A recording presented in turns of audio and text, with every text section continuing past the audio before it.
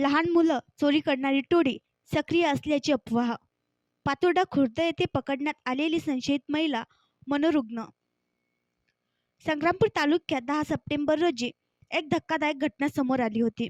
एका मनोरुग्ण महिलेला लहान मुलं चोरणारी समजून गावकऱ्यांनी पोलिसांच्या ताब्यात दिले. मिळालेल्या माहितीनुसार पातोर्डा खुर्द येथील शिकवणी वर्गातून घराकडे जात असताना दिगंबर वाघ यांच्या घरासमोर साडी घातलेल्या अज्ञात अंदाजे 22 वर्षीय महिलेने पातोर्डा खुर्द येथील श्याम मसाळ यांच्या 6 वर्षीय साई श्याम मसाळ यांचा हात पकडून घेऊन जात असताना सोबत असलेल्या साई मसाळची बहीण व परिसरातील महिलांनी आरडाओरडा केल्याने नागरिकांनी घटनास्थळी धाव घेत मुले चोरट्या अज्ञात संशयित महिलेला रंगेहात पकडून ग्रामस्थांनी सदर महिलेला चोप देत पातोर्डा पोलीस चौकीत आणले.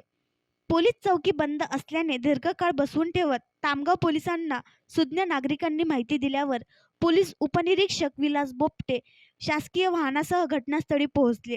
मुले चोरट्या संशयित महिलेला ताब्यात घेऊन तामगाव पोलीस स्टेशनकडे जात असताना नागरिकांनी घेराव घातला.